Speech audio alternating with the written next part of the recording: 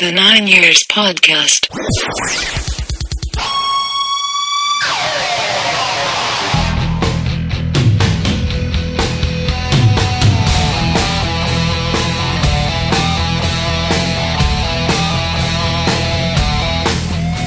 Alright, we are still in WrestleMania season. Just 24 days to go to the...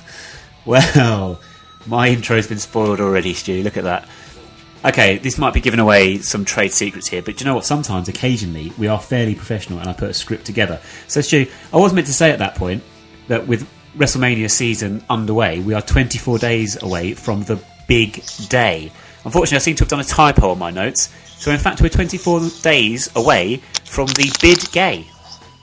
Well, that could be described for it as well, I suppose, could it really? But hey. I think I've created a new phrase there, bid gay. Bid gay, yeah, that's how we can introduce future episodes. Yes, just imagine maybe you go down to the auctioneers, you're going to bid on an item, say like an antique vase or something, and just like to the guy next to you, I'm not sure, what should I do, how should I bid? And he just turns around and goes, just bid gay. And I'd be like, yeah, okay, I got you. Just be happy and just go for it. Yeah, that's a fantastic way of saying it. But anyway, as I was saying, because we are in WrestleMania season, that's why we have kicked off the show again with more great wrestling themes from the past. This week, a personal favourite of mine, Bret the Hitman Hart, who did say, as his catchphrase, that he is the best there is, the best there was, and the best that there ever will be. And indeed, we here on the 9 Years Podcast are the best AFC Wimbledon podcast there is, was, and ever will be as well. So thank you very much for downloading today's show. Remember, iTunes, little 5-star rating just adds to our... Well, it really adds to our sense of self-worth, if nothing else, which listeners, as you can probably guess, is very, very low. My name is Nick Draper, joined by Stuart Deacons for episode 33 now of the show. And alongside all the regular features this week, including the Birthdays game, featuring one Mr. John Green, we'll be looking back at the ill-fated 1999 to 2000 season and our relegation from the Premier League. As this week is the anniversary, and I really couldn't think of a better way to put it than that, of our last win in the top flight. But before anything, Stu, a teaser for this week, and as I've mentioned there, anniversary of our last win as a Premier League team. As we all know, football only began in 1992. Do you remember who our first Premier League victory was against? And I do mean Premier League as in after the name of it was changed. Okay, so in 1992, our first win under the FA Premier League banner. I think I do. I think you give me an easy one there. Do you know what? I didn't know it until I looked it up, so I'm impressed if you do. Well, it was the first game at Selhurst Park, I believe. Ooh, was it now? Ooh. Are you sure about that? No. One second, Premier League, I'm almost positive. Yeah, I was positive. Sorry, our first win, you say? Yeah. Unless my mind's playing tricks on me, but I'm almost positive I think I know what it is. It is possible, very, very possible, that your mind's playing a trick on you, Stu. I'm not going to lie. But have a think about it. We'll give the answer at the end of the show. But no time to waste. Bristol Rovers. Let's get straight to it. Bristol Rovers on Tuesday night. We lost 3-1. Adebayo Akinfenwa was sent off. It was a rubbish result, but from all accounts, it was an okay performance. And afterwards, we are still in the top 7 places in the table. So, Stuart, what have you been able to glean from our trip to the Memorial Stadium? Well, yeah, none of the podcast team actually went to the game on Tuesday night, so poor show from us, wasn't it? But we're having a bit of a break. It's obviously a long haul this season at the moment. But yeah, I've been catching up on the 10-minute highlights and also Neil Ardy's interview. And yeah, a bit disappointed. I spoke to a few people that went as well, so you sort of get a bit of an idea of the goals. But actually, looking at the goals back, they're pretty poor, to be fair. They're goals that were avoidable. First goal was avoidable very much from the start of it. If Reece doesn't get a good punch on, there's a number of chances to clear it, and then we allow really no pressure on the cross, no pressure on the header, and 1-0 really. I was a bit concerned when I was looking at highlights, and I will say obviously highlights do give you a little bit of a false sense of the game sometimes, but it was interesting how many times we got counters from our own corners by Bristol Rovers, who probably left one up, which is another story altogether for our fan base. So obviously we are a bit frustrated sometimes. We don't leave anybody up. Second goal, decent strike, but it gets a strong hand on it, does Roos. And probably one of the weaknesses that I said early on, from what I'd seen at his time at Rotherham this season when he was on loan, is that along the floor he can be a little bit suspect, and it looked that way with the second. From what it looked like, a good comeback, great header by Jonathan Mees from a Reeves corner. Mees is now getting on to the end of some crosses now, isn't he? And I said a little while ago that he is probably our biggest threat in the corner in the box, so that's good for that. And then really a tired mistake by Lyle Taylor, who on a quick break tries to play us a quick ball back to Rig, one pass, and Matty Taylor's rolling in his umpteenth goal of the season, isn't he? Umpteenth. What is the official number for umpteenth? I think he's around about 9. I think he's around about 19. I think. Oh wow! Okay. I think he is. I think he's doing really well. I'm sure. Very well. I'm sure listeners can correct us on that, surely. But yeah, he's not a bad striker, but I still think we gave him an easy opportunity. And then really the sending off from Bayo. To me, it looks like a lot of frustration come out in that one moment. He lost his rag well and truly, from what I could see, and I can only sense that it probably was a bit of not starting, not getting the rub of the green, all the frustration of not playing recently. It's probably just come out in one go, from what I can see, and he doesn't let it go. And he said something. There's conflicting stories of people think he called him a cheat, or he called him probably didn't call him a nice word. But ultimately, he probably hasn't cost us a game because our defending over the 90 minutes probably has. But now, if we don't get Tom Elliott back, we've obviously got to see how that injury goes. But we could now be in a situation where we only have a couple of fit strikers. So disappointing from Bayo, and he's going to have to sit out for 3 games. It is frustrating for him, though. We've said about how it almost becomes a sideshow when he comes on and he gets penalised for, apparently either pushing or shoving or whatever he's doing to the centre half. Looking at the footage of it, it does seem a very clear case of the centre half grabbing a real handful of Bayo's shirt and tugging, and the free kick's gone the other way. So you can understand his frustration. It was a straight red card then for what he said to the referee, if I got that correct? Straight red card, yeah. Referee looks like at one moment he looks like he's going to call over the captain. Barry Fuller. It looks like he's trying to call someone over to calm him down.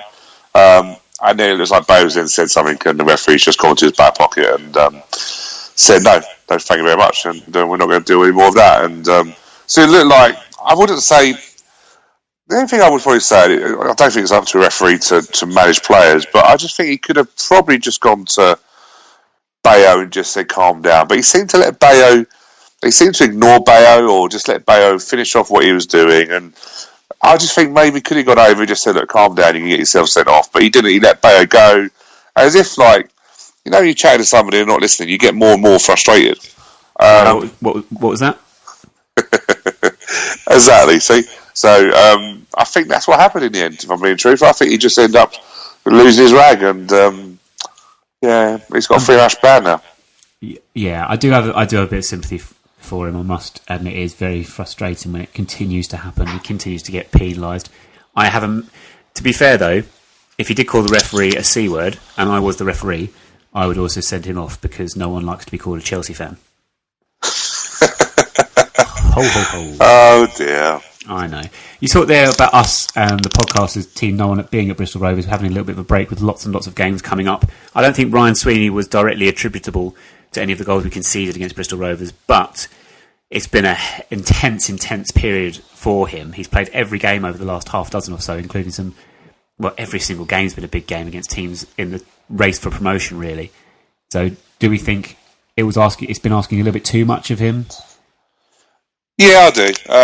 There's a few bits here and there that I suppose sometimes with Sweeney, it's like a Sweeney watch, isn't it? Sometimes you're overanalyzing things that he's doing. Not that for 1 minute I felt uncomfortable or worried him being in the team, because I've seen him enough at under 21s to be confident of what he can do. But sometimes you do then overanalyze stuff of could he done this, could he done that.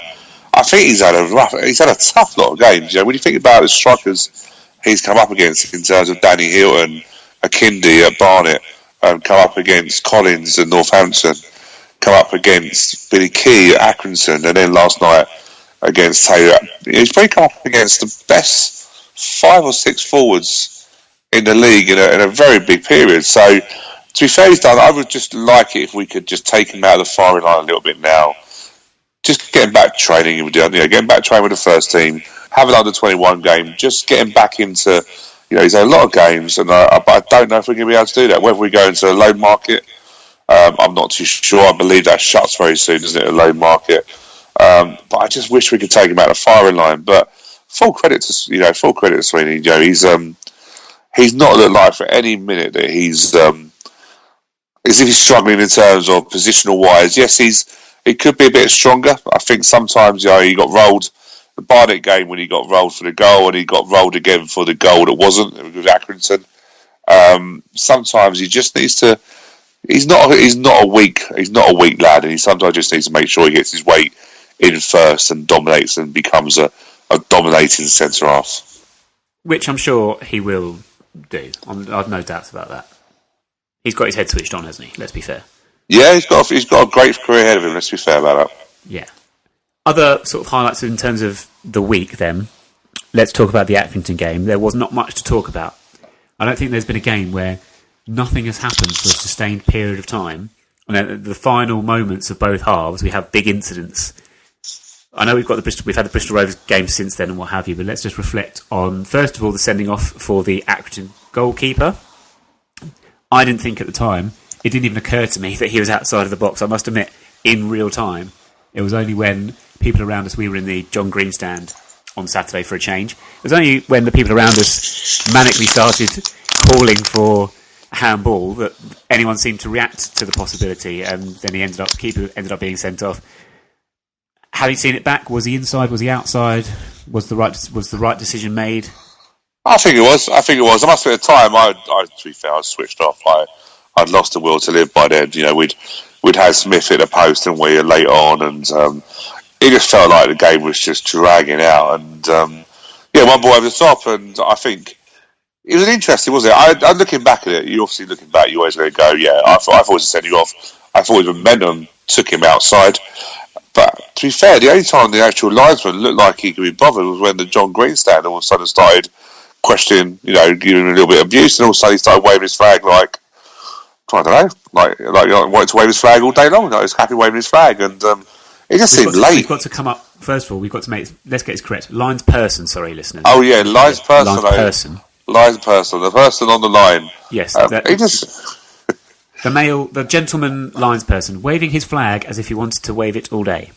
Yeah, he just looked like all of a sudden he looked like he was lifeless, and then all of a sudden the John Green stand gave him a clue or gave him a signal, and he just waved his flag quite happily. So yeah, it's really weird. It just felt like the officials were a little bit. Well, they didn't have the greatest of games today, really, but it was a difficult game to get excited about because we really just cancelled each other out, didn't we? It was ridiculously dull, but also hilarious because of what happened in the final moments of the first half, where Accrington Stanley decided that we were actually going to have a shot at goal, which made for some entertainment at last, but it wasn't going to count because the referee blew his whistle for half-time as the ball was travelling from Billy Key's foot into the back of the net. It's shocking, isn't it? It's one of those. You know what? It is really like. I know it went for us on the day, but it was such a shocking decision. So bad. If it had been at the other end, I think I would still be spitting blood now, to be honest. Yeah, it was. To be fair, I thought Accrington, if they did have that goal, would probably full value for a lead. I thought they were the team that were playing on the front foot. They had loads of free kicks around the area. We were lethargic. Looked like we were catching up with the games, to be fair. But it's really weird. In a way, I wish it had happened to someone like Crawley or Wickham. Watford. Because Accrington don't create enemies. No one dislikes Accrington. I remember going there for a 4-0 defeat, and I still can't think that I dislike them and want them to. You were still enjoying the catering. Probably. But if it had been a Wickham or an Oxford, I'd probably still be laughing now. But it shouldn't happen. I knew Ali said that he had spoken to the fourth official, who said about 20 seconds earlier, that's it, that's time up. So why the referee allows the ball to go in the box, allows something to happen, allows the ball to drop, and then blows a whistle? It's just comical. I don't know if people have watched it back, I'm sure they have, but there's a person in the front row, the John Green stand, who literally looks like he's been told the best gag of his life, because he is crying with laughter. It's just so bad. To be fair, I was. My instant reaction was just to burst out laughing, because it was that ludicrous. It was just bad, wasn't it? You know, Kelly Roos has gone on record after the game saying that he'd heard the whistle and didn't make an effort for it. Which I think is great. I think it's great. Do you know what I mean? Yeah, I knew it wasn't going to count, so I just made a half-hearted reaction within a second that I heard the whistle. But I suppose the whistle was blown, but let's be fair, the referee was he was just shocking, wasn't he? He was shocking all game. He was a poor referee. Was it Trevor Kettle? It was, wasn't it? Yes, it was Mr. Kettle, yes. Yeah, he was certainly off the boil on Saturday. How many more times can we get that joke in? Like, I was trying to think of one, but I just couldn't. You couldn't? Yeah. You were too busy trying to let off some steam.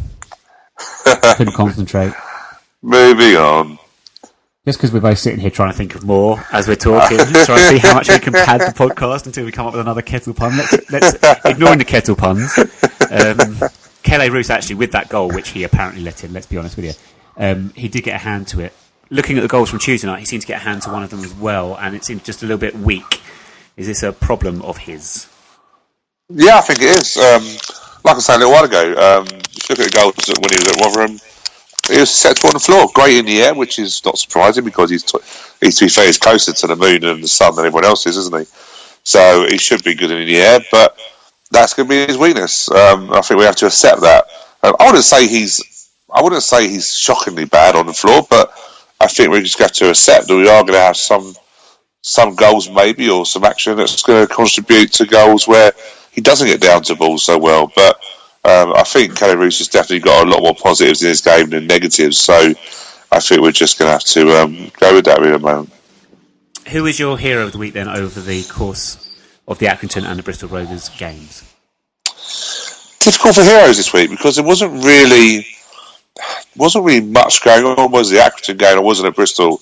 I probably would, just for the stuff that we were saying about how many games he's played in a short space and against such good strikers. I think I'm going to give it to Sweeney because, to be fair, this guy, he's come in and he's not moaned, he's not cried out for help, and he's just got on with it. And by all accounts, he's got a lot of admirers from a few scouts that are watching his way. So I would go for Ryan Sweeney as my hero of the week. If only Ryan Sweeney never moaned and never asked for help and just got on with things when I was trying to teach him GCSE geography a few years ago. Never mind. I'm sure he'll know when it comes on if they come his way. Yeah, I'm sure. Villain of the week? I think referees in general, really. You're turning into a bit of Arsene Wenger. You know that. It's referees every week with you now. I've noticed this. I just see what I want to see, to be fair. I thought the kettle guy, was just... the kettle guy. Wasn't that a film with Jim Carrey? Mr. Kettle, I just thought, if that's League 2 standard, that's worrying. We deserve better than that. Get control of the game and stuff like that, isn't it? But I thought he was bad, and I just think the referee, like I say, for what I said about the Bayo situation, yeah, I'm pretty moaning that Bayo shouldn't have started it all, but referees in general just have given Bayo nothing all season, and I don't think you've seen it, have you yet? The actual foul that instigates Bayo shouting his mouth off, but it's never a foul in a million years. It's a foul on Bayo, and I just think the referee could have been a bit more sensible rather than letting Bayo keep, calling him nice names and stuff until he ended up getting a red card. So referees in general, yeah, I'm going to pick on them this week. Referees and lines people. Lines, persons, people, whatever, the ones who go along the line. The ones who go along the line. Upshot of all this issue, though, is if you look at it, we've taken 2 points from 12. Excuse me, listeners. 2 points from 12. And we're still in 7th place. Now, the league has tightened up, though, considerably. And now we're in direct competition once again with Luton, just to make things interesting. Because they're only 3 points. They're like 11th in the table, but they're only 3 points off the playoffs now. And we're sort of caught up with games. It's going to be tight. It's impossible to call now. I think there are too many teams involved. Yeah, that's the funny thing, isn't it? To be fair, the fixture calendar didn't do us any favours in this run of games. It really didn't. But I've looked at a lot of the fixtures going on until the end of the season, and let's be fair, these are the Bristol Rovers and the people of this world are going to have tricky games coming up. We just happen to have all of ours in a very close period. But I did say on the podcast, probably when we started it would have been the Oxford game. Forgive me if I don't think I'm wrong. I think I did say it. I said to you, is that if we are still in about the mix going to Morecambe, then I'll be happy. And we are. We're 7th. We've got 11 games to go, and it's now just a straight race to the end of the season, isn't it? So we've got to make sure we go to Morecambe. We've got to get 3 points. I think it's a must 3 points to get ourselves back on the form guide. But as you say, Luton's an interesting one. Luton are top of the form guide in the last 6 games. 1-5, lost 1, and the loss is a 4-1 defeat at our place, where apparently we can't play at home because of the pitch. So you have to say, yeah, Luton are doing well, but let's not. I think it's important that we don't get too down on the 4 games we've had. I think it's important now we just put them behind us. We haven't done too bad performance-wise. We've done really well. We've just fallen short on results, and maybe that's a lesson to us of it's not maybe all about performance. Sometimes it's about just getting results, and I think the experience will do us well. And I'm still confident getting the playoffs. I'm just glad we're not playing Saturday, Tuesday, because it's been a little bit of a drag, hasn't it? It's been a lot going on. Hi, Seb Brown here, former AFC Wimbledon England legend. And when I can't get to the game, I get matchday updates on Twitter and Periscope at 9YRS Podcast. Right, on March the 11th in the year 2000, which was 16 years ago now, scary in itself, the team bearing the name Wimbledon won a Premier League fixture for the final time. Goals from Neil Ardley, whoever he is, and Carl Court earned a 2-1 win over Leicester City at Selhurst Park. But the team would then fail to win any of its last 10 games that season, losing 9 times, 8 of them consecutively, and drawing 1, resulting in relegation from the top flight and kick-starting the demise of the old Wimbledon FC and its reincarnation as AFC Wimbledon in 2002. We're going to celebrate the anniversary of the last top flight win by Wimbledon side by discussing the whole campaign that was the 1999-2000 season, looking at why things went so wrong that year, beginning with the appointment of Egil Olsen as first team manager, replacing Joe Kinnear, who obviously fell victim to health problems the previous season, problems that led to him suffering a heart attack in March of 1999 prior to a 2-1 win away at Sheffield Wednesday, which fairly coincidentally was our last win of that season, because we failed to win any of the last 11 games after that, which is an incredible statistic, really. 1999-2000, we actually did okay in the first half of that season. We beat Watford twice. Yes, we beat Watford twice. 2 wins over Watford. We beat Watford twice, including one 5-0 hammering. Very memorable game that, when we completed the double over Watford, when we beat Watford twice. We also beat high-flying Leeds at Selhurst Park, as well as taking points away at Highbury and Old Trafford. But the nightmare run at the end of the season was what cost us our Premier League place, and it was Bradford City who stayed up on the last day instead of us. Relegation didn't really seem a realistic option for a great deal of that year, to me personally. Stu, do you recall when you first thought, we're in trouble here, we could be playing Division 1 football next season? To be fair, we sort of, that season, I remember one of my biggest gripes about the Norwegian manager, which I just got his name. Egil Olsen, how did I get his name? How can you forget that? One of the biggest things that I worried with him was just the 6-pointers. That's always a thing that I sort of remember, that the Wimbledons of old always won your games around you. And that season we didn't beat Derby, we didn't beat the Southamptons, who finished a little bit above us, and we just didn't win our 6-pointers. I think the time that I remember really thinking we are in serious trouble was probably round about when we won our last game, was at Derby. I remember going to Derby, and Derby trounced us and beat us 4-0. And it just all of a sudden, Derby, I think at the time, were probably only a couple of places above us. I think not much. They were right in the mix with us. Well, they were right down the bottom, weren't they? They were in trouble. Yeah, and we just fell apart. The Wimbledons of that time was always win your 6-pointers, win your games around you, maybe nick something off against your Manchester United and stuff. But Egil Olsen, for some reason, wanted to nick points, the big points off the big teams, and actually didn't really set the teams up properly around the teams that we should have beaten. And Derby for me that season was when I really thought we're in a bit of trouble here. Yeah, I remember that game. That was actually the week before the Leicester game, and I came away from that Derby result thinking, yeah, same as you. That was the time when I thought we were in trouble. But then the following week, we won that Leicester game.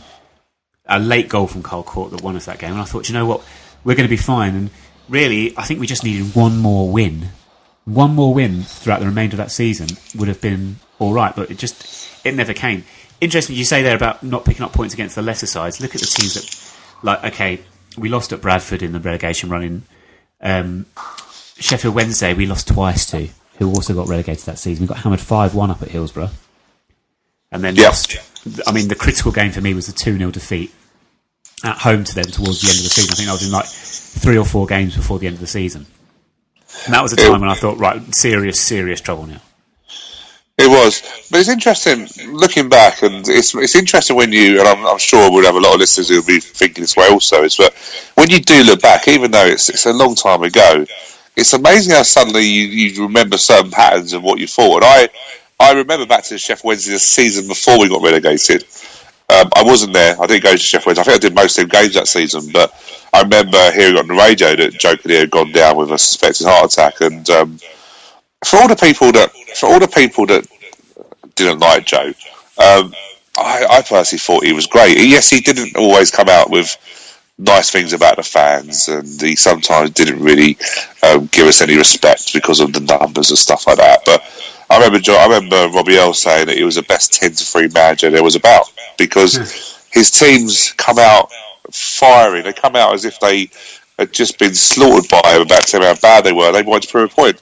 And we never had that under Egan Olsen. It just was totally different. But I do remember Sheffield Wednesday. We won at Sheffield Wednesday. We were 6th at that time.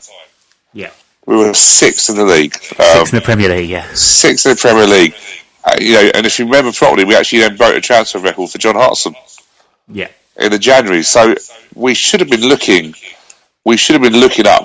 John Hartson only got 2 goals in January. So, we spent quite big money on him, and I still remember I was going for a job interview the morning of the Sun having the story of John Hartson, and I totally wasn't too bothered about a job interview in the end, actually, because I was amazed that we'd spent so much money on Super John. But yeah, to go from 6th and then losing 9 of your last 11 and go to 16th sort of said really what Joe did, and we just went off the boil, didn't we? It's interesting. I'm trying to remember what we did in terms of manager after that. Did we say we? Do you remember we put Dave Kemp and Mick Harford in joint sort of charge for the remaining? Yeah, that's the one thing I couldn't remember. I know obviously Terry Burton was obviously towards the end of Eggles' demise, wasn't it? But yeah. I think it's interesting looking back. The start. I did look at the signings that Egger Olsen brought in, and it's interesting. Some of the favourites, some of the ones you just think, Martin Andreas loved. Trond Andersen, I loved Trond. For all the Norwegians that come in, Trond was probably one of my favourites. And he was the unqualified success, wasn't he, of all the signings that came in? He was. The Norwegians got the grief, didn't they? Because they come in with Egger, and it sort of become a little bit of like, these Norwegians come in, he's brought all his friends with him, and they basically destroyed us. But Trond was quality in that. But also remember Herman Ryderson, who was just beginning his career and staying with every relegation team going. And Walid Badir. So it brought back some interesting memories. And who can forget his celebration up in Manchester United? We drew 1-1 up there. And Walid got the early goal. But it's just interesting looking back, actually, the players we brought in that season. But yeah, I think Derby away, Sheffield Wednesday, 6 games to go, losing to Sheffield Wednesday, who got relegated in that season. Like you say, he lost 5-1 up at Hillsborough as well. I think Sheffield Wednesday was when I still remember, and I still look back at the team. I've just looked back at the team for the last game at Southampton, and I still can't believe that team, with the talent it had, got relegated. I still find it hard to believe until now.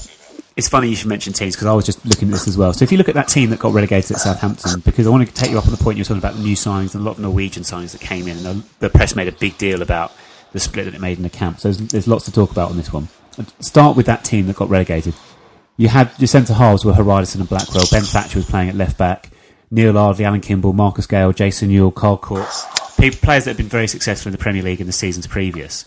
If you do look at that last game, because obviously the Southampton team would have been picked by Terry Burton by this point, the Leicester game, our last win, number of players in that lineup weren't playing. Andreas Lund played against Leicester. He was up front. It didn't really work for Andreas, to be fair. Paul Hield was actually in goal that day.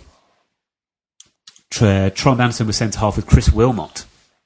Yeah. And Martin Andreasen made an appearance. Michael Hughes was on the bench, as he tended to spend most of his time that season, almost ludicrously.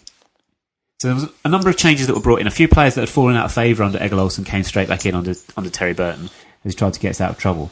We talked about this split between the new signings that came in and the Norwegians and what have you. I remember going down to a training session at Richardson Evans, and I was very much of the opinion, I mean, how old was I at the time? I would have been 16 around that time. Okay. Still very much very naive still, I would say, at that age in terms of how things were. And I would say everything, I could see no wrong in the way the club was run or anything like that. I was 100% committed and supportive of everything they did. Okay.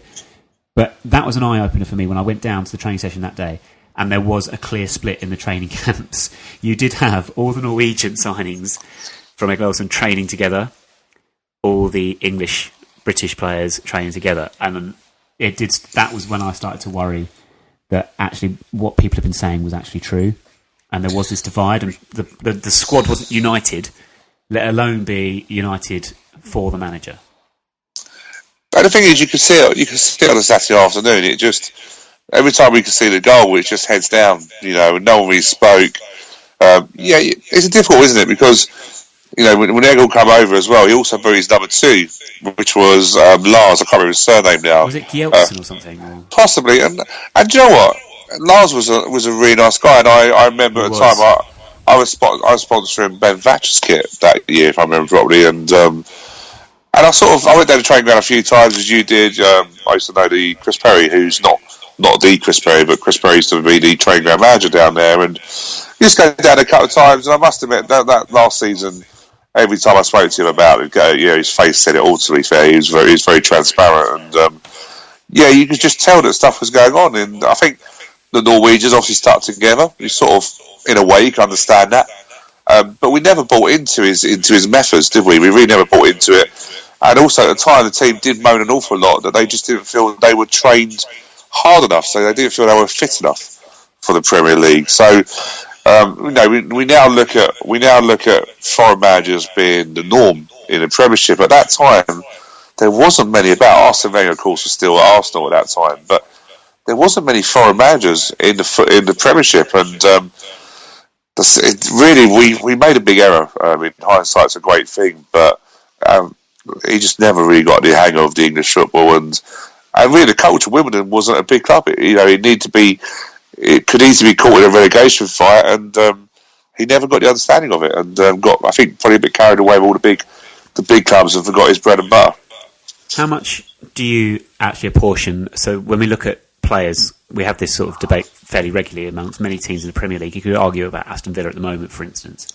How much blame do you lay at the door of the players for perhaps the manager not motivating them well enough, but how much sort of pressure, or how much do you expect the players to be self-motivated to be playing, ignoring what the manager's doing? Do you know what I mean? Do you not think I case agree. of them downing tools a little bit? Oh, heavily, and but I think once it happened, I don't think they can recover from it. I just don't think they can recover. I think, do we look back now and go, did we react too late? Should we have, because Derby wasn't the only collapse we had. We collapsed at Chelsea, we collapsed at Everton before that, we collapsed at Coventry, so it wasn't the only thing we collapsed on. So was it a case that Sam Hammam just didn't react in time? I mean, Sam Hammam, he did act very, very late. Why do we think that is? Do we think it was because he just wasn't particularly... Did he not see the problems coming? Was he pretending to ignore them? Was he too supportive of the manager and thought the players need to come round? Do we know at this point where his head was? Was it even his decision, to be fair, at that time as well, considering moves backstage? That's the argument, isn't it? That's the argument. Was it a case that he was too wrapped up in trying to sort himself out? To be fair, we all now know in history what happened with that. But he should have, as Sam kept saying, this was his baby, and he allowed his baby to basically be starved of anything, and then try to start feeding it with new stuff really late on. So you're right. The manager lost control. He lost the trade. Lost the players.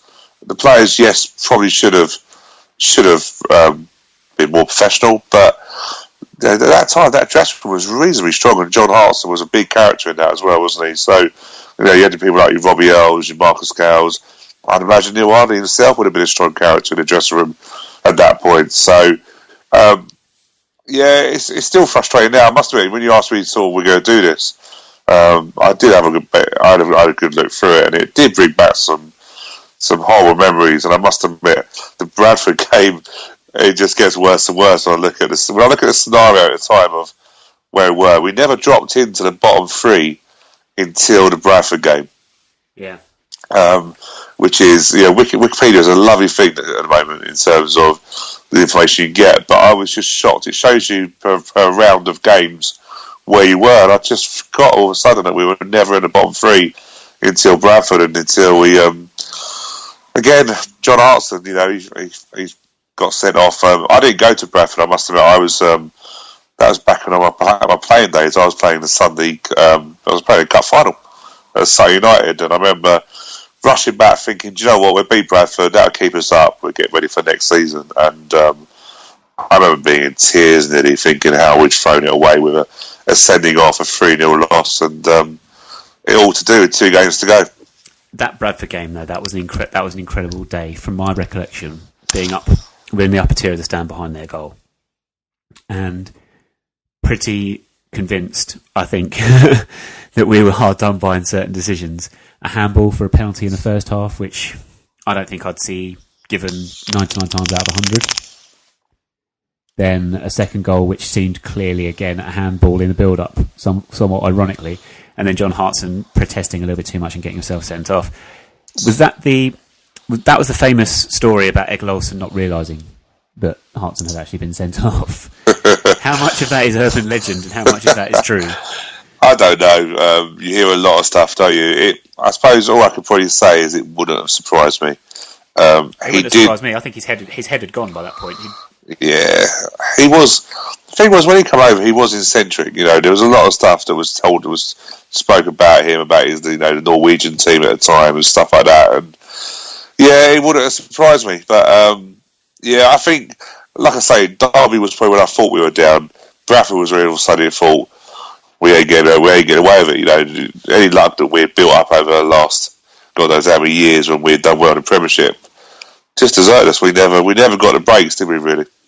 No, we really didn't. But I mean, the flip side of it is you can't lose 8 games in a row at that stage of the season, no matter who you are. Do you know what I mean? No, and scoring very few goals as well. I'm just looking here. We never scored more than 1 goal from that Leicester game that we won. We never scored more than 1 goal in the next 9, I think it looks like. All right, some decent teams. You look at the Arsenals, West Ham, Leeds, Liverpool, Tottenham's, but we never.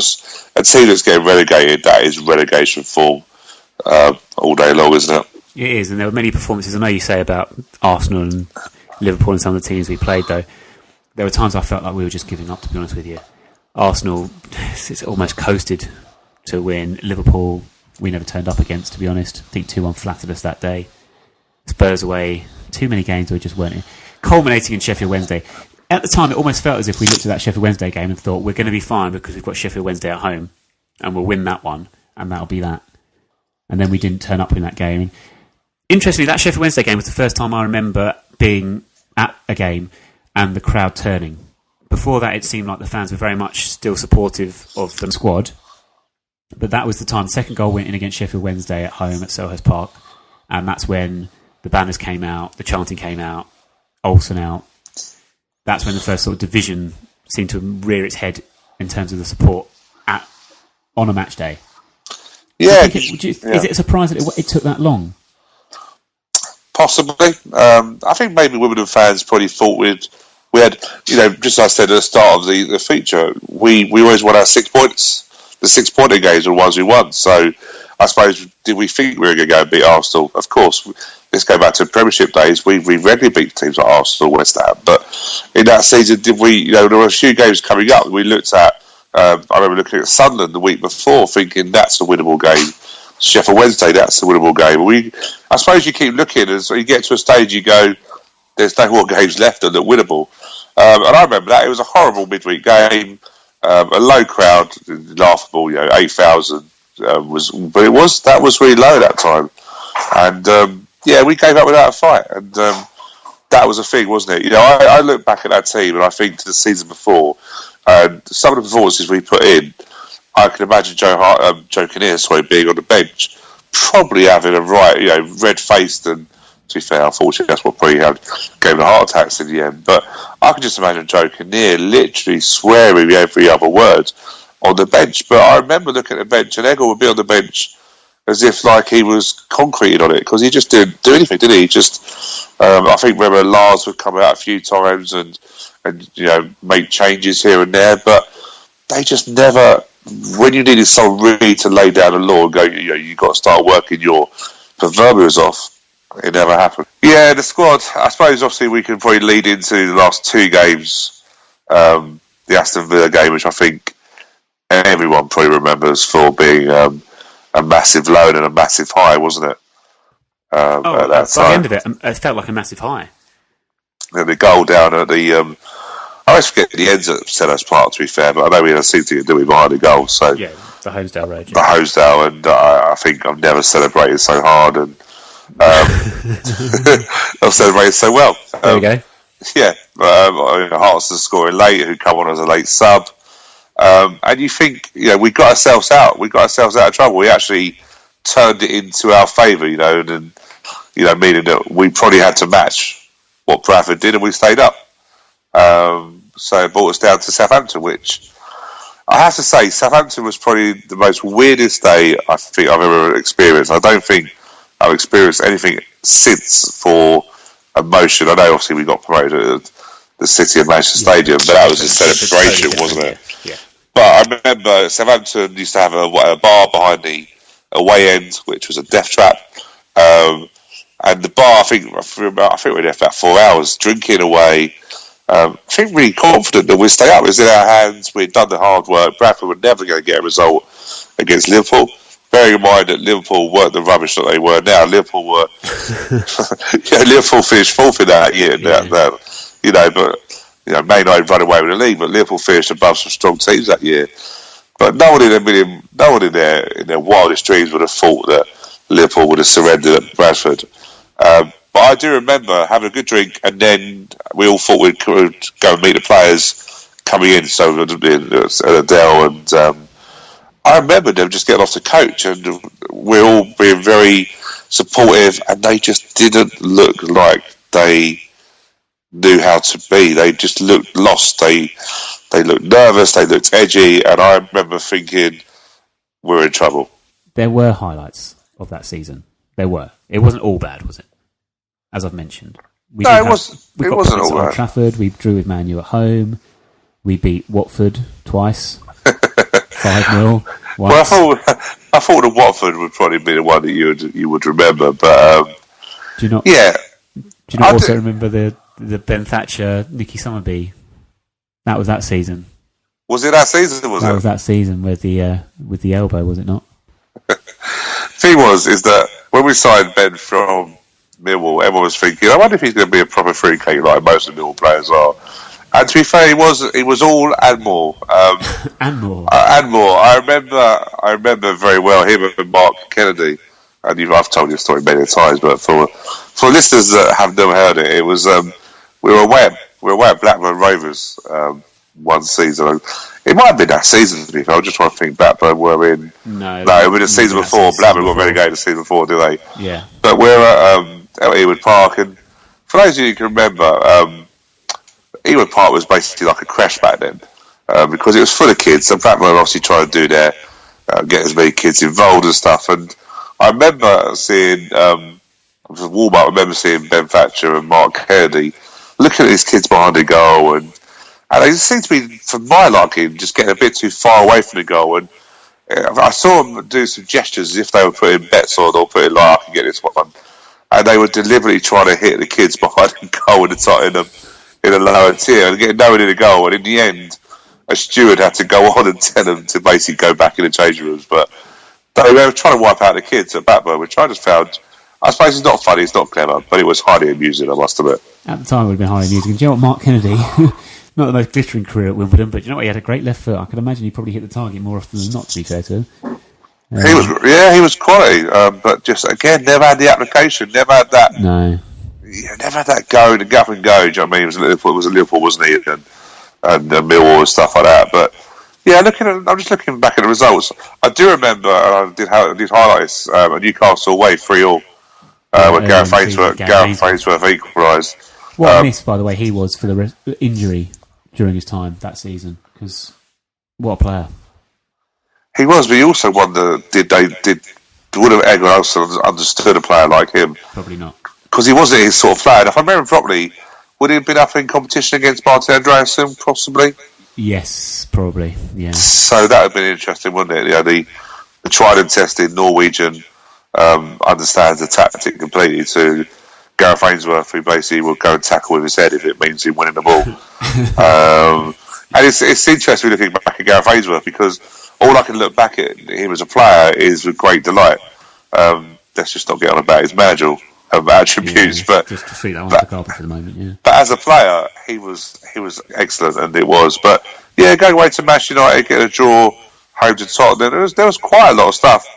Beating Bradford at home, you know, John Hartson getting a couple. So there was some good. You know, we beat Leeds at home. Leeds at that time, if I remember properly, Leeds were a top 3 team. They were, yeah. So it all goes back to what I was saying. You know, those are the games we seem to concentrate heavy on. When really, before that, we'd drawn at home to Southampton and gone away at Villa and drawn. So you saw the big games. Yeah, you want to go and win them, but we just never got the 6 pointers, which I call them.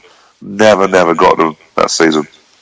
No, we didn't get them right. We did have some famous cup moments that season. Alan Kimball scored finally away at Huddersfield in the League Cup that season with a cracker of a free kick. It was also the year we went to Fulham in the FA Cup. Yeah. Should we have known that? That was probably the moment we should have known, actually. Where we got battered that day with Damien Francis playing at left back.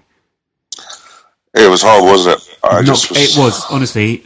We've had some bad days. We say Southampton was a bad day. Obviously, what happened in 2002 was a horrendous day. For me personally, that defeat at Fulham was the lowest of the low. And the following season, we lost 3-0 to them as well at Selhurst. Yeah, it got even lower. But it was when the money started coming in, wasn't it? And Fulham started becoming noisy neighbours. Where before Fulham were like the people that were, Fulham, they're a lovely club. They are a nice local club. And you know, I remember going down to Fulham and watching them when Wimbledon were away too far. I'd go down and watch Fulham, and I even remember playing football on the pitch when they were so desperate for money. They used to hire it out and do 5-a-side tournaments on there. So Fulham went from being they're a lovely old local club to basically being noisy neighbours, and they totally smacked us that day, didn't they? 3-0, and did enjoy that, but again, totally out fault in that game, and I think that's what the thing that annoyed Wimbledon fans and me inclusive is that we were used to, we may not be the most skillful team, but we fought hard. We never gave games away, but Fulham we just rolled over. And 3-0 probably flattered us as well. Well, that was the season that was 99-2000. A pivotal season in the history of the football in Wimbledon. Stu, just imagine if we hadn't been relegated that season, let's just say, and then the following season, you know, nothing regarding Milton Keynes ever happened, probably would have been a lot harder to do had we remained in the Premier League, because the media interest would have been 100 times greater than it was when it actually happened. And the outrage, I think, amongst the media and other football clubs would have been a lot larger. It's a sad fact, isn't it? It's true. If it was to happen today to a Premier League club, like, it would be cool. There'd be so much a media storm happening. Whereas if it happens tomorrow to QPR, for instance, in the Championship, people won't care as much. No. But then we would never have had AFC Wimbledon. We'd have never been in control of our destiny, and the likelihood is we would not be returning to a stadium in Wimbledon. Exactly. You know, let's be fair. They were never ever looking at Wimbledon. They did the whole, you know, old Burton Council don't want us. We now know that was never the case, and they never really tried their hardest. But we once we lost our Premier status, that's when really we were in trouble, and it allowed the people that we now know come in to do what they did. But I suppose hindsight's a great thing and stuff, but I can honestly say that whilst I don't ever want to go through anything like that again, to be able to control your destiny of your own club, and to go through some of the things we did in the combined counties and Ryman League One, there's a lot of my mates who would never ever go through that and never enjoy what we did or see what we saw. So it's why we appreciate now what we do in League Two, because when you've got to Sandhurst and places like that, you then realise how well we've done. It's time for the birthdays game here on the 9 Years podcast. So, John, every week I like to test you with a few celebrity birthdays. Okay. So somebody or a number of celebrities will be celebrating their birthdays on the date of this podcast airs. Okay. So I've chosen a few. So what Stu normally tries to do is try and guess. I've got to make sure he can't see actually the names. No, it's okay. And make sure Stu. We'll do John versus Stu for some of these celebrities, and I've got three. Okay. As we are a football podcast, I'll start with a footballing one. One of Stu's favourite players, Samuel Eto'o of Barcelona, Inter Milan. Sure. Yeah. 47 years old, but I believe he's still playing. He is still playing. 47? No, not really. I think he's much older than that. Really. Probably actually. Yeah, you don't know. 65. He's been out of that Barcelona team for a little while now, hasn't he? I don't think he's... Yeah, he's been out of Barcelona for a solid 10 years. Time flies, doesn't it? So he's got to be 43, I reckon. He's 35. He's still only 35. According to all the information I have got, very dubious. It does seem dubious to be fair. But then four. Ishmael Yakubu was playing until... Well, no, Yakubu Middlesbrough was playing until apparently he was 30, but I think he's at least 65 birth certificate now. problem, Yeah, the birth certificate problem. How about actress from Basic Instinct, Sharon Stone? 52. That's Not a bad shout. She's older now, I reckon. About 56. Oh, Steve on that one. 58. Can you believe wow! it? 58. Wow, that mostly makes me feel old. Yeah. Seems like only yesterday I was watching something. Basic Instinct. Let's not go down there. Something. No, leave it there, Chris. Definitely not. Moving on. And the final one now, John, this might be a little bit of a tricky one for you, okay? But we have this television show that's quite famous over here. You might have heard of it, EastEnders. I have heard of it. There is an actress on there who plays part of Roxy from EastEnders. Which part of Roxy does she play? The top half. Okay. I think Rita Simmons plays the top half, and then Bill Simmons does the bottom half. How Stu? I'm confused by... Don't worry. Just ask Roxy from EastEnders. How old do you reckon she is? I don't watch EastEnders anymore, to be fair. I've got a bit... 32. I'm going to say 36. It's good. You did well to go up there. Yeah, 39. All right. Yeah, the one I'd never heard of is the one There you go. Well done. Yeah. He's good. Thank you very much for... I hope you've enjoyed the birthday game. I'm sure you agree it's possibly our favourite feature on the AFC Wimbledon podcast. It's a wonderful game. Yeah, it's great. Yeah. It's normally because I get it wrong. Every single time. And the other week I didn't know who Ellen... I've got her surname again. Gets me. Stewie wasn't aware who Ellen DeGeneres actually was, which is a bit of an issue. I knew who Ellen was. Me and Lorraine had watched Ellen, and we watched some James Corden, who's now on the American. Yeah. So I knew who Ellen was. I didn't know her surname, which threw me. That was the reason. I just noticed Ellen's show. I didn't realise it was... Sure. So it's one very good show.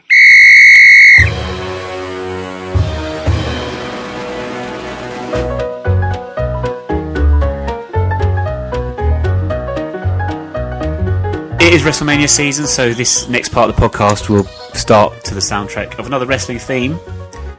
Stu, this rather jolly tune is the theme of the Vaudevillains, a tag team in the developmental system of the WWE. I love it in the background. So things ticking over quite nicely. Tag team? Yes, as in they're a team and they tag each other. They're not a patch on the Bushwhackers, though, are they? No, but is anyone? No. Is anyone? Everyone loves the Bushwhackers. Timeless. Yeah, they're never going to go out of style, are they? No, never. No. Maybe we'll try and get the Bushwhackers theme on next week's Stu for you, if you like. Please. Yeah, we won't be breaking any broadcasting regulations, I don't think. It would make a change. Teaser. Should we do this now, actually? Should we get this out of the way? Because we sort of talked about Premier League just now, haven't we? Let's. Did you have any ideas? So our first win in the so-called Premier League? Yeah. I remember it. I see, them things are quite good. I swear it was Arsenal. Go on, what's the score? We won. Well, yes, Stu, that's the question. I'm always positive. Stu, what was our first win in the Premier League? Well, it was a win. Yes, well done. And I remember it because it was the blue kit with the yellow armbands. Stu, this is brilliant. So far we've established that our first win in the Premier League was in fact a win, and we were playing in yellow and blue. Well, let's be fair, we don't always play yellow and blue, so that's a good sign. It was. Let me think. I can remember the goal. Wasn't it Fash late on? Wasn't it 3-2? Well done. I'm impressed with your knowledge there. Yes, we won. It was Sanchez. It was Holsworth, Sanchez, and I swear because I seem to remember. It's really weird. Your long-term memory is such better now than my short-term memory. But didn't Fash go through 1-on-1 and just? I think Seaman got a little hand to it. It rolled in, if I remember properly. Yeah, I think I have seen it back. I was obviously there at the time, but yeah, that's what I've seen on the telly box. Yeah. See, well, those are great days.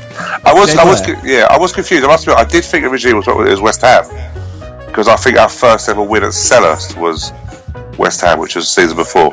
Right. Okay, that makes sense. Which I remember when they had who's their West Ham goalkeeper? Ludic McCloskey. That's him. He was in goal for West Ham. See? You can see some of the names in this game too, Wimbledon and Arsenal. The Arsenal team featured very few foreign players. David Seaman, Lee Dixon, Nigel Winterburn, Steve Bold, Tony Adams, David O'Leary, Ian Wright, Kevin Campbell, Paul Merson, Ray Parler. Blimey. Yeah. We, of course, had Scott Fitzgerald, the first version, Warren Barton, Dean Blackwell, Brian McAllister, Neil Ardley, Dean Holsworth, Robbie Old, John Fashioney, Laurie Sanchez, Andy Clark, and Stevie Anthrobus. Stevie Anthrobus. Yeah. Who I think they went on to non-league. I think I remember probably after that. I think we let him go. I don't know exactly where, but yeah. Because I remember seeing him score a goal in the FA Trophy final.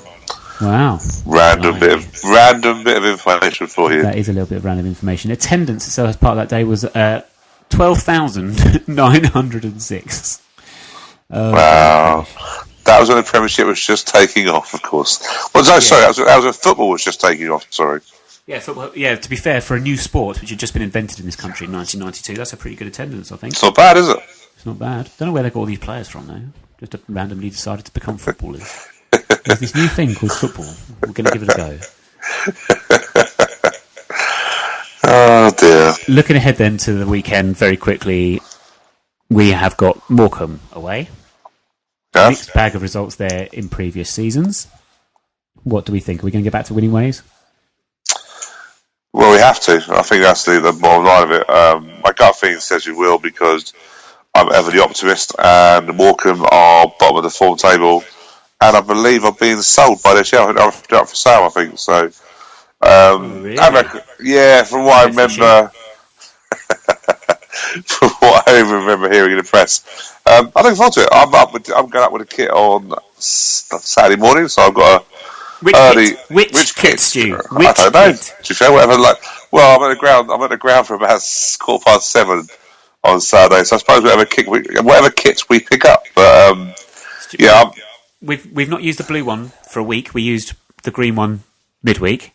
We don't have a game for a week after. Surely we are going to be in blue. Surely. I would try my best to sneak the blue kit in. I will try if it doesn't happen, Stu, we're all going to blame you. Of course. But yeah, so I'm looking forward to it. I'm up there. Morecambe's a great place, to be fair. There's a lovely pub on the pier where it's got Eric Morecambe's statue, which was kindly decorated in a Wimbledon kit last time I was up there, and a bar, basically a pub that just lets you take over the pub, and it's got pool tables up on the top floor. So I'm looking forward to that, having a good day. Morecambe, let's be fair, we want to get some revenge. They just smashed us 5-2 at our place there in the season when we, to be fair, James Stray was struggling, wasn't he? And then we brought in the famous Ben Wilson after that. Certainly infamous. Infamous. Definitely infamous, not famous. Infamous, blooming hell. But yeah, we drew out there last year. We've got an okay-ish record apart from when Edison tore basically Edison tore apart Norton. Remember Callum up there? So Bambi. I still remember that. But I think we should be okay. To be fair, we've got to get ourselves back onto winning ways and putting some pressure on people around us. So I think we're going up there in a determined mood. Hopefully, injury-wise, we haven't been as badly hit as we think we are. And let's go and get 3 points and have a rest. Have a full week of training without any midweek games. That'd be nice. That will make a change. I'm looking at the fixtures. I'm thinking big games. Oxford host Leyton Orient, who are still sort of in the mix. Accrington host Plymouth. You wouldn't discount Mansfield just yet either. They're away at Bristol Rovers. So some big games. Biggest, obviously, Dagenham and Richmond travel to Hartlepool, a bit of the basement battle. Luton host Crawley as well. Yeah, there are some. This is what I was saying at the start of the podcast, is that people still got to play each other around there. No one's got any easy fixtures at this time. So we may have, we've obviously come in a bit of a spell where we didn't get as many points as we wanted to, but it's not saying all the other clubs are going to go through getting maximum points. Anything you'd like to update us then with squad news in terms of loan watch? We've got Tom Beer, I believe, has now gone for the rest of the season. Yeah, so Tom Beer's gone for the end of the season. A mixed response to that. Some people are like, that means he's out there. He's going to be gone. I don't know. I think we just need games. Tom, I think, is still very much in the plans, but he got another goal. So he got the fourth goal in a 5-0 rout of Canby Island last Saturday, and also played on Tuesday night where they won 3-0 away at Brentwood to go top. So Hampton are top now. And Joe McDonald got his second clean sheet. He got 2 back-to-back clean sheets, which is nice for him. He got a clean sheet on Saturday against Leicester and also at home to Grays on Tuesday, and he's playing tonight up at Tooting Mitcham. They've got 2 midweek games. Who says these players need rest? They're playing on a Thursday night? They're playing tonight. Yeah, they're playing tonight at Tooting Mitcham, and also Thursday night. Thursday night. Right, just double checking. Okay. and he's back at familiar surroundings because they have Kingstonians at the Cherry Reds Record Stadium. So that's good for Joe. And just Ben Harrison's return from his month's loan at Tunbridge. And I believe there's quite a few under 21 games coming up. So I think he'll get some games in there. So Loan Watch doing well. Brings me on to, whilst we're going on the loans, onto youth. Youth Watch has been a nightmare. I will say this, but only once. It's a nightmare. Youth Watch is sponsored this week by Sunderland FC. Yeah, I'll say it's difficult trying to get information about the kids. I know it's not always. No, let's not go there. Let's not go there. So I've not got the scores and stuff. We won 2-1 against Barnet on Saturday morning to move top of the Youth Alliance Merit League 1. And we played Cheltenham away on Saturday at a midday kickoff for those who want to attend, but I don't know where it is. Obviously somewhere in Cheltenham. Just to annoy you, really. It's interesting. Luton at the bottom of the Merit League with 1 point. Yeah, they got deducted 15 points for financial irregularities. Well, it's interesting because you know how the youth league works. Basically, they play up to Christmas in the South East League, which Luton are in. Luton won that by 11 points, and we're 15 clear of us. However, our bottom of this league, but that's made due to their FA Youth Cup exploits. And I know they put a lot of younger under 16s and 17s in, but they're bottom, so they're currently the strongest team in the Youth Alliance League because they're holding the rest of us up. Very funny. I don't think Watford are in there, but I'm sure they're doing well. So I'm sure they're not. What happened to Watford last week? Did they lose? Oh yeah, they lost to Leicester. Never mind. Everyone loses to Leicester. True, actually. On a similar note, you mentioned there Leiston or Leiston. Listeners, can you let us know? I don't know this non-league team. Is it Leiston or Leiston? I don't know how to pronounce it. It's LEI, isn't it? So is it Leicester LEI? Start off with. Yeah, but there's all sorts of phonetical differences with split letter. I'm not a teacher. You're an English teacher, so I'm not even going to try and get in on that one. Yeah, but I look past sort of pronouncing words correctly. I'm not that kind of teacher. Okay. Yes, I teach them more important things, Stu, like lessons in life. Just hate Watford.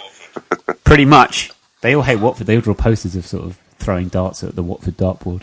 And Elton John. Yes, Elton John. Let's finish the podcast there. Brings us back in a nice little package after we began with Bid Gay and we've ended up with Elton John. I'm saying nothing.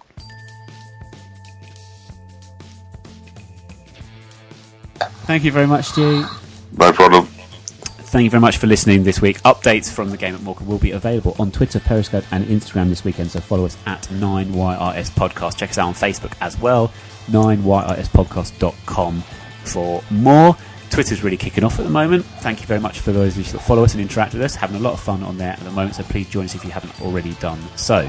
And we will see you next week when we'll be joined with Yaya Sonogo of Charlton Athletic to present him with his Man of the Year award for 2016. We know it's early, but I don't think anyone else is going to deserve it, really. We'll see you then.